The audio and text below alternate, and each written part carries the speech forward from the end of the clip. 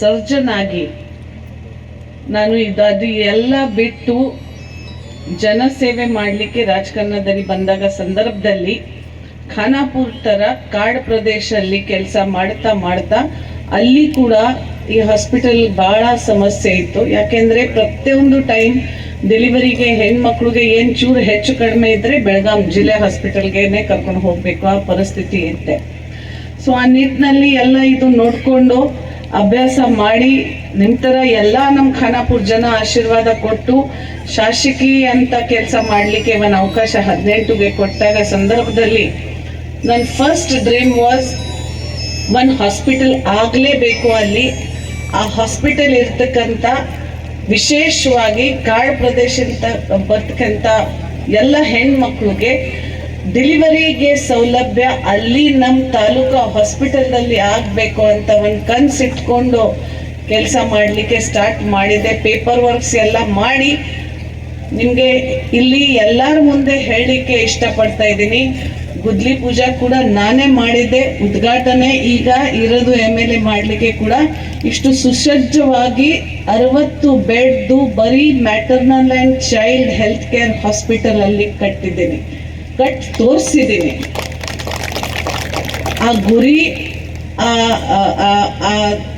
ಧೈರ್ಯ ನಿಮ್ಮಿಂದ ಎಲ್ಲ ಅಕ್ಕ ತಾಯಂದ್ರಿಗೆ ಮತ್ತೆ ಅಣ್ಣ ತಮ್ಮಂದ್ರಿಗೆ ಅಳುವಿಂದ ಬಂದು ಆ ಧೈರ್ಯದಿಂದ ನಾನು ಮಾಡಿ ತೋರಿಸಿದ್ದೀನಿ. ಬರೋ 2 ವರ್ಷ ಅಲ್ಲಿ ನಾನು ಆ ಹಾಸ್ಪಿಟಲ್ ಕಟ್ಟಿ ತೋರಿಸಿದ್ದೀನಿ. ಯಾಕೆಂದ್ರೆ ಬಹಳಷ್ಟು ಜನ ಅದಕ್ಕೆ ವಿರೋಧ ಮಾಡಿ ಇಲ್ಲ ಹೆಂಗ್ ಮಾಡ್ತಾರೆ ನೋಡೋಣ ಅಂತ. ಈಗ ಮೊನ್ನೆ ತಾನೇ ನನಗೆ ಅಡ್ಮಿಟ್ ಮಾಡೋದು ಸಂದರ್ಭದಲ್ಲಿ ಅದೇ ಹಾಸ್ಪಿಟಲ್ ಅಲ್ಲಿ ಅಡ್ಮಿಟ್ ಆಗಿ ನನಗೆ ಖುಷಿ ಆಯಿತು. ಒಂದು ಅಟ್ಲೀಸ್ಟ್ ನರ್ಸಸ್ ಅಲ್ಲಿ ಬಂದಿದೆ, ಡಾಕ್ಟರ್ಸ್ ಇನ್ನು ಬರಬೇಕಾ, ಇನ್ಸ್ಟ್ರೂಮೆಂಟ್ಸ್ ಎಲ್ಲ ಕೂಡ ಬಂದಾಗಿದೆ. ಸೊ ಇದು ಎಲ್ಲ ಇತಿಹಾಸ ಯಾಕೆ ಹೇಳ್ತಾ ಇದ್ದೀನಿ, ಇತಿಹಾಸ ಅಂತ ಕೂಡ ಜಾಸ್ತಿ ಹಿಂದೆ ಕೂಡ ಇಲ್ಲ, 2-3 ವರ್ಷದ ಇತಿಹಾಸ ಇದೆ ಈ ಹಾಸ್ಪಿಟಲ್ದು.